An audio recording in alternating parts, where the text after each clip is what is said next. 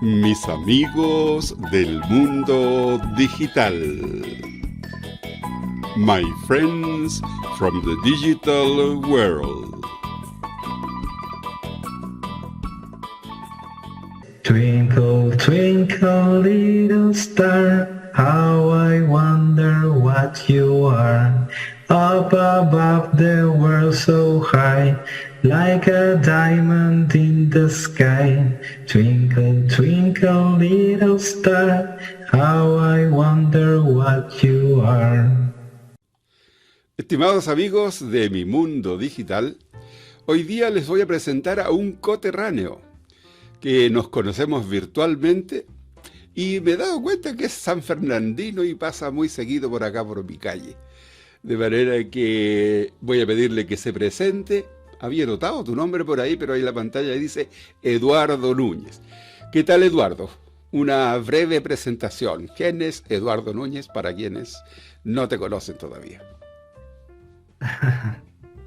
Bueno, yo soy Eduardo Núñez y soy sanfernandino, igual que el profesor.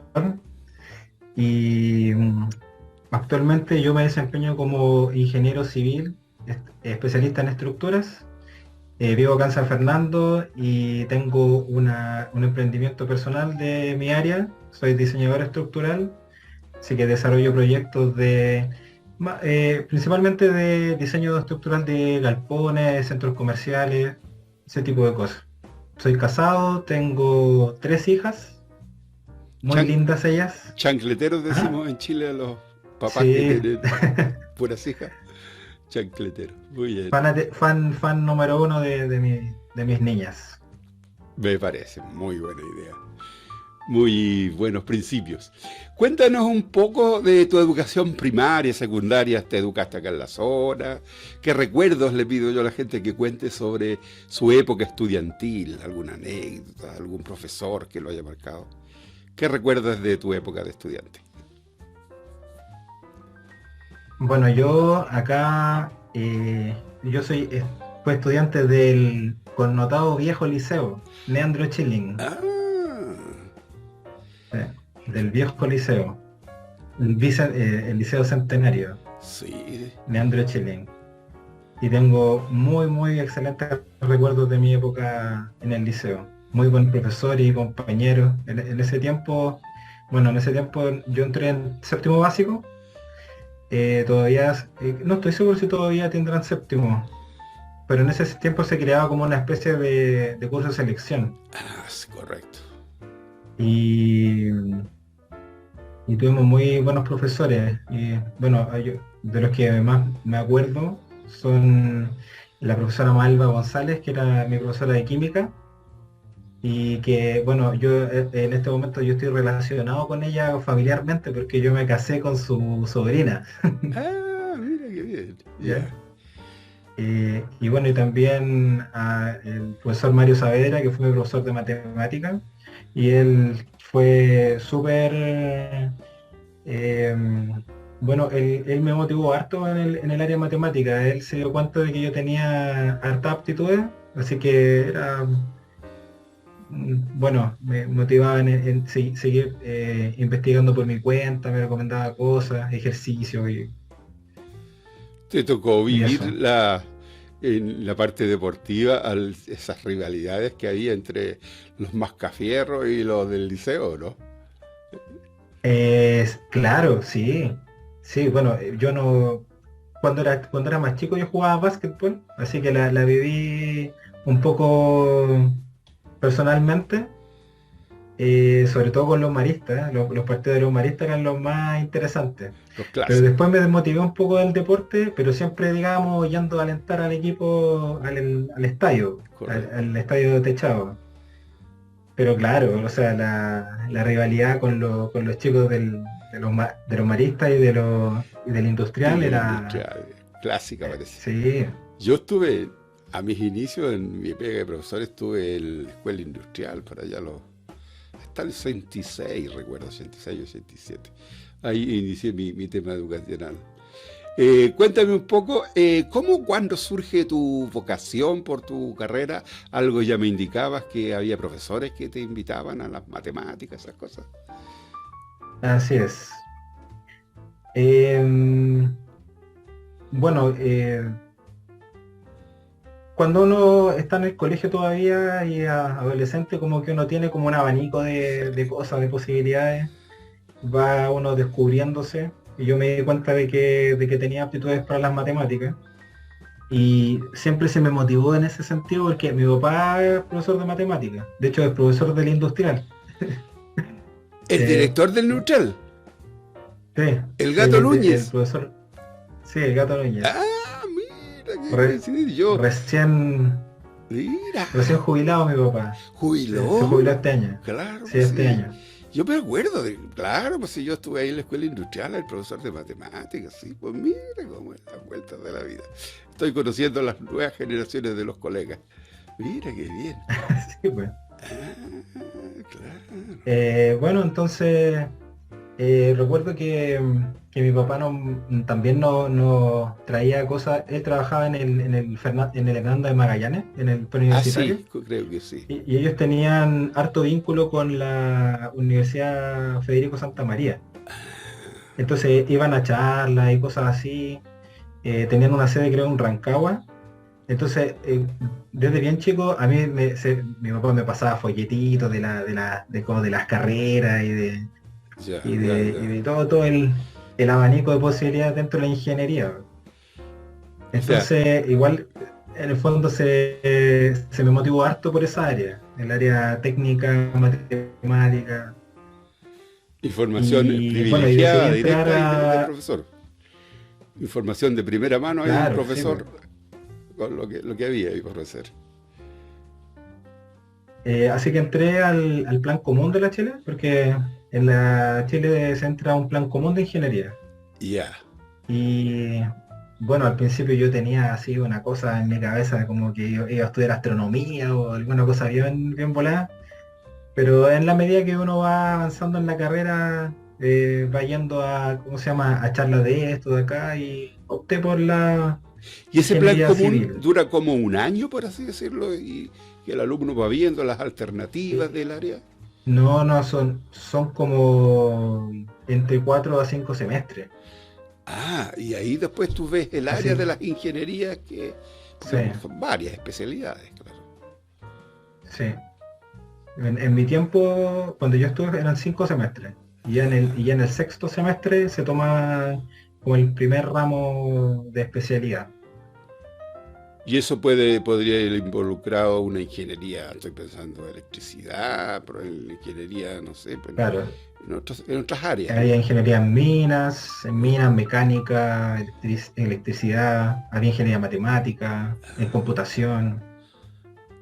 Entonces había que Sí, tener es un una, es una piso, facultad gigante. me imagino, me imagino. Sí,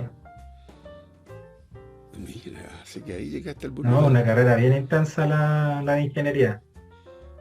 Mira qué interesante las conexiones como se van dando. Entonces ahí apareció tu vocación por el tema de la ingeniería, por la casa, por la universidad. Y estás contento con lo que ya has desarrollado en tu área? ¿Crees que es lo que te gusta hacer? Bueno, siempre se puede mejorar. O sea, he estado pensando en ir modificando un poco mi trayectoria de carrera. No alejarme del todo de lo que es ingeniería estructural, Ya. pero sí, en este momento veo menos oportunidades de desarrollo en el área que yo estoy haciendo, entonces quiero complementarlo con otra cosa. Y la cosa que estoy estudiando harto y, y también estoy buscando meterme como en esa industria en el tema del desarrollo de softwares.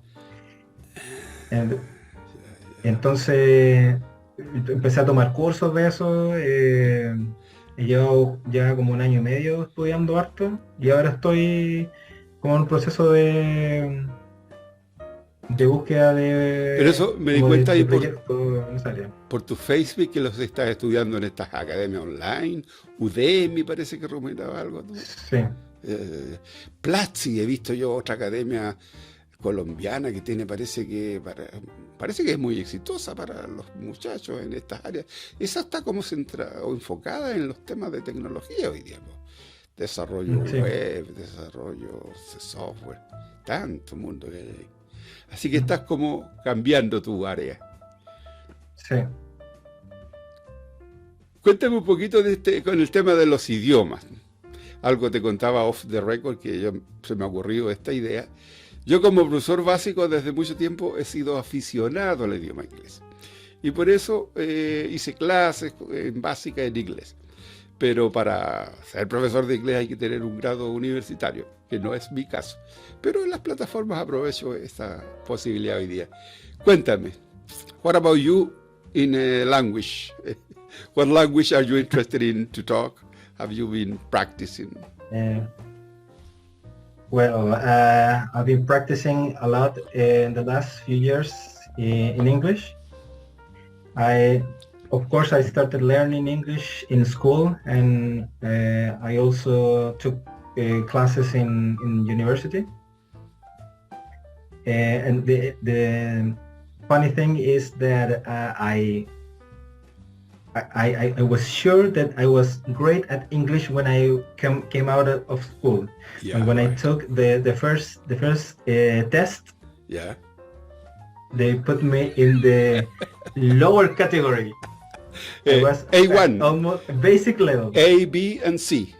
A1 or 2, Yes. B1 or 2, C1 or 2. And the thing is that my first teacher in college was an amazing teacher. She was called Carolina Santander. Great teacher in University of Chile. She started teaching us with the ABC. Song with ABC song? It was so funny.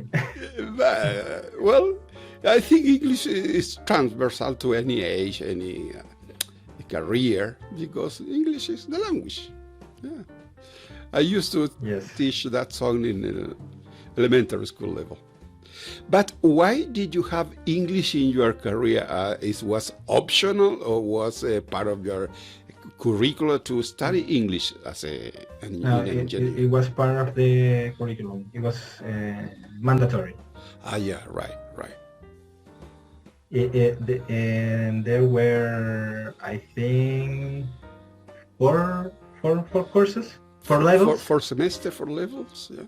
4 semesters, and they take an initial test to placement put test. you in any of them. Yeah, right. Yes, and then I was in the first one. I got in the first one, so I took the 4 courses. Yeah, right. What are your memories, the English that you got in high school? This is a kind of what would you say about the English, how the teacher used to teach English in high school compared with college English classes? I think the main difference are the students. Yeah. I think because in school most of the students aren't very interested in learning English, so they start talking in the class or distract everyone else. So and that can make the teacher very frustrated. Yeah, sure. But in college everyone is focused in learning English, and so everything just flows forward. Yeah. So when in your college you discovered that the English it would be very essential in your preparation for as an engineer and for the future job in the world, in this connected world. Exactly. Yes. And I also well, I think of languages as tools Yeah, right. for Absolutely. developing yourself and your thought process and your careers. Um, and now I'm interested in working abroad. Right. I'm searching for jobs in other countries. So it is mandatory for me to have a high level in English speaking, listening, writing, etc. Yeah, well, for a job or if you want to study at a college, you need to prove with an international test your abilities in the English language.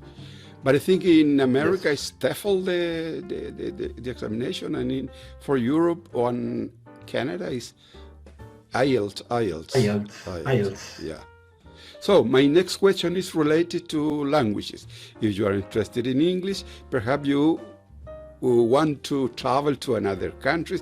Have you had a chance to visit another country, or it's part of your dream to visit? No, it's part of my dream. Yeah. It's part of it's an aspiration for me to live and work in another country, to meet another culture, Yeah. and learn from it. Of course, a developed country, of course. Sure. So, talking about your process of learning, studying English, have you used some resources on this internet world? Do you have the chance to use an app for learning English or practicing English? Or how is your relationship with technology, internet, in your process of learning English? I haven't used an app, or I haven't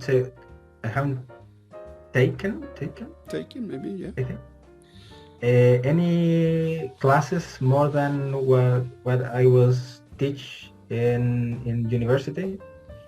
But so my main approach has been movies, TV shows in English. First, I started with putting the English subtitles. Yeah, right. In like I said, in movies and TV shows. And after that, when I started to gain a more accurate listening ability, More confidence, maybe. more confidence, more I fluency. just shut off the subtitles completely. And then my first, I think my first big task in English was my thesis for my university. Yeah. Because I had to write it in English. Really? Really, that was because one of the members of the commission was an how do you say, is stranger, foreigner. Foreigner from another university. She was a German teacher, and but she was a professor in Los Angeles, California. And she came to do a course in University of Chile. So when she was there, I did my whole investigation, my whole research in English. Yes. A very good exercise to prove the knowledge of English, reading stuff in English and writing down stuff. Yes. No. Yes. That's not my level of English. You say I'm just a elementary school teacher interested in the English language, just for fun, for communicate with people. But I found here on the net, so I'm going to suggest you a couple of apps, very good, for practicing English. The one that I'm using right now is called Hello Talk. There is a free part of the application, but there's another beep option of the app for just 5,000 pesos. I had a lot of features, activities, community, people that promote another activity, resources to talk. I recommend that apps. And I remember you follow some English YouTuber, English teacher on YouTube, because there are a lot of people teaching English and other language on YouTube. I think it's a very good recommendation. So what's I watched some videos a few weeks ago because I was interested in taking the IELTS test. So there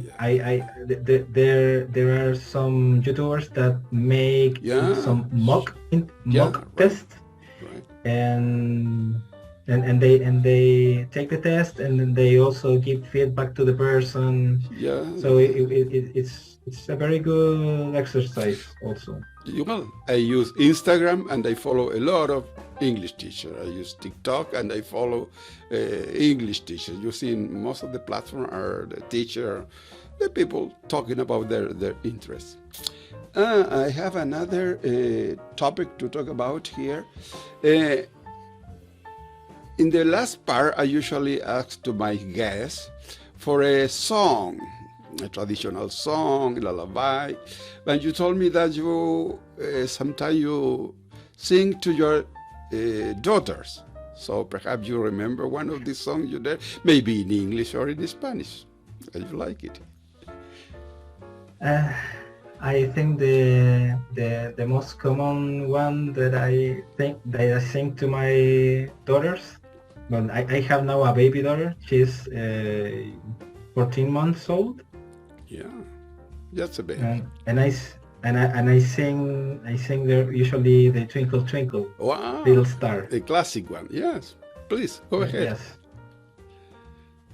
It's Twinkle Twinkle Little Star, how I wonder what you are. Up above the world so high, like a diamond in the sky. Twinkle, twinkle, little star, how I wonder what you are. Yes, very good. That's one of my favorites when I had to teach English.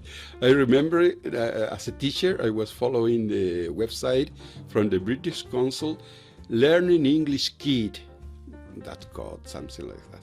And they have a lot of, that's one of the famous songs, Twinkle, Twinkle, Little Star, short stories, songs. So if you want to, you could, I suggest you to learn English by your own, trying to teach the English to your daughters.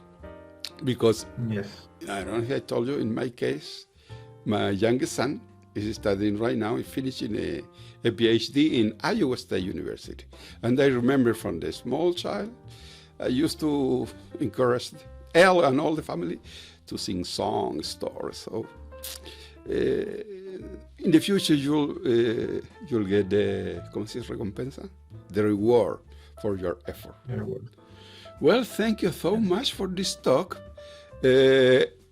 Also, another recommendation, the chat box. That's a Facebook group, the chat box. Very, very good Facebook group for people interested in English language. There are a lot of people motivating people to do activities. I recommend that, and perhaps in the future we will talk again in order to see your advances in English language in your career. Okay, thank you so much, Profesor Toledo. Okay, thank you once again, and bye-bye. Bye.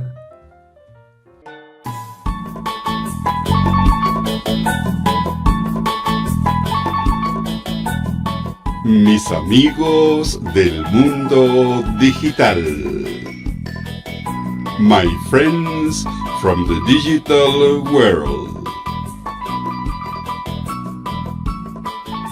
Si le gustó el video, dele un me gusta, compártalo en sus redes sociales y suscríbase a mi canal. De esta forma estará ayudando a Profesor Youtuber Retirado. Muchas gracias por su atención.